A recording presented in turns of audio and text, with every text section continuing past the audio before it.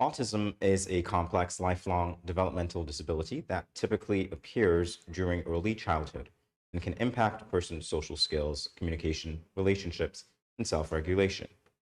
Parents of autistic children are faced with the challenge of learning how to properly care for them and help them navigate their world. They must pay keen attention to their interests and help their children thrive. Today we have with us Ms. Anesta Toussaint, who will share a parent's perspective of what it's like to raise a child with autism. Ms. Toussaint, thank you so much for joining us. Yeah. Asking. Right, so we're talking about autism, and I can only imagine what your experiences have been like raising a child with autism. Can you tell us at what age your daughter was diagnosed? My daughter was diagnosed at 2 years, but I was aware that there was a change at 6 months because we used to do the Google Gaga thing before 6 months. And after she went to the health center for the 6 month visual lab, I will call it, I realized now I was about to do a video with her doing the Google Gaga thing with me to send to my family. And she looked straight through me like I didn't exist. I was like, wow, okay, that's unusual. And then I started looking into it. But unfortunately, the pediatricians didn't want to diagnose her too early. I don't think at that time they were aware of the term autism because it was more of a US-based thing. So I had to do a lot of research. And when I brought it to their attention, then they were able to do the speech therapy and all of that and realize, yes, there's a delay. And she was only diagnosed about 2 years after. That must have been an interesting experience, all of that. So how did you cope with it? It was an interesting experience, but it was not unfamiliar because my son had a delayed in speech and stuff. I didn't know what that was. He literally went through school and high school, just being his own self, drawing, and didn't take much interest in academics and stuff. So I was like, okay, probably I did something wrong then. With him, right? So I was kind of looking for a sign to see if anything was wrong. But then she was good up to that 6 months. So I figured back then, probably I did these vaccinations too far apart. So I did her vaccinations closer. And then I said, no, that's it. After the 6 months, no more vaccines. So, life post diagnosis, every day around your house, raising your daughter, what was that like? Oh, it's actually fun. She made a great mess, and I didn't mind. It was paint. It was, you would be cooking in the kitchen, you'd leave a bottle of oil on the counter and just go to the washroom and come back. Then the oil would be like, I think all kids are like that. and that is the thing.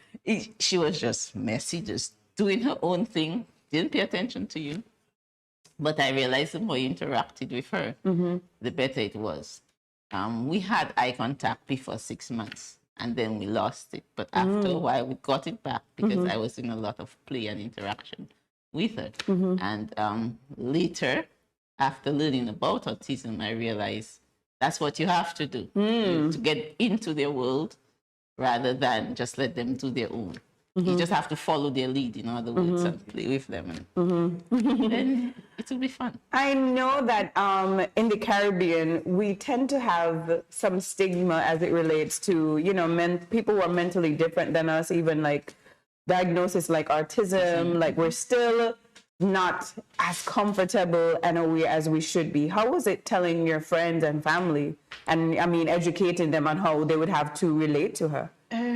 I never really tried to educate anybody in how to relate to her. It's like, that's my daughter. She's autistic. In other words, I mean, if we consider ourselves normal, you have to figure out a way to deal with it. Just know that, yeah, she'll have outbursts and stuff, but just treat her normally. So we did treat her normally. So when she's out of the house, she's very well behaved, pretty much. When she gets home, it's like, let me release. So she's like up and down doing her thing when she's home. But she goes out to her family, her aunties and uncles, her aunts, and she just relax and look at them and do her thing and in her own world. Yeah, she's not too hyper. But when she gets home, I get it. All right. So, in terms of the care that you have to provide for her, did you need specialized care? And if so, can you tell us what that's like? No, not specialized in that sense of where she needed somebody to give her any medication or anything like that. It was more about therapy, as in speech therapy, because their interaction and communication is very delayed. The words and information is up there. They will know the sphere and triangle and the ABCs and all of that, but it's getting it out. You know, the spoken language and the interaction, because they're into their own selves. It's like, to get to them, you have to come down to their level. So in other words, you have to become a child and you have to play with them. And after a while, they realize, okay, you're trying to get to know me. So then they open up to you. So is that a skill that you had to learn during the process? Pretty much, I had to learn to play. Sometimes I look at the dollhouse and I go like, I remember how to play with a doll.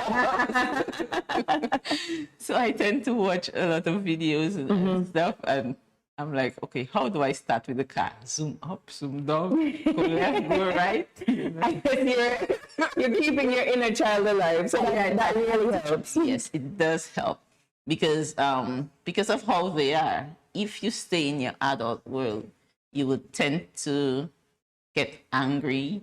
You would tend to be rigid, not understanding what to do. To deal with an autistic child, it's just to go back and find your childhood. Just find yourself. That's a nice way to explain it. Release your fun side of you. If you're accustomed of punching the numbers and telling people what to do, just come back down. Go down on your knees, join them in play.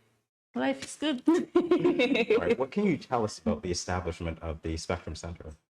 This Spectrum Center started with Dr. Roslin, Cheryl Roslin, and it was interesting. Ariela's first speech therapist, who is Camille Nisbet from Nevis, she was the first person to interact with Ariela. And I later learned that Cheryl Roslin was her mentor. Dr. Cheryl Roslin was her mentor. And later then came the Autism Center through Dr. Roslin.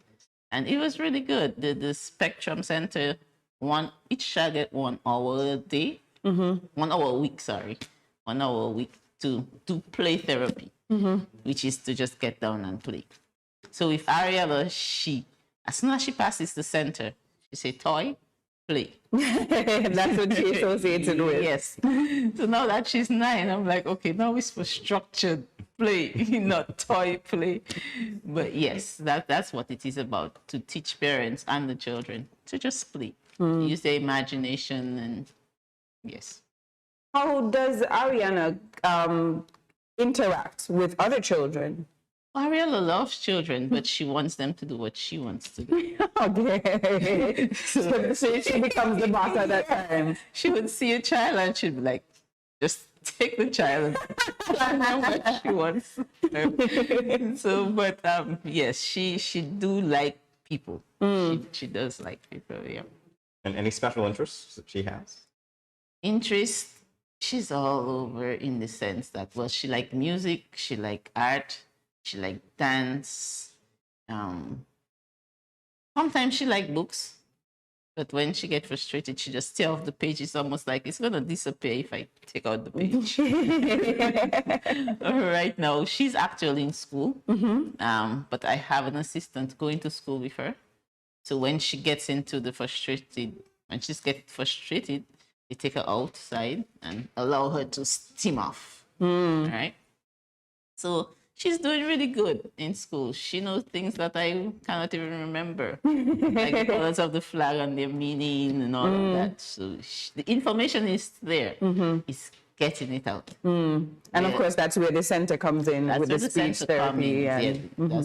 And we as parents once if we learn to play more, we can give them more words. But I really had to try to find my words when it comes to playing. But she now has a really good teacher to join her in school, so I'm hoping to see the speech language come out. Improve. I'm expecting her to chat my ears out. I hope you're prepared for that. Oh, I'm ready. Very quickly, what advice can you give to the general public or parents like yourself who may even face this diagnosis sometime in the future?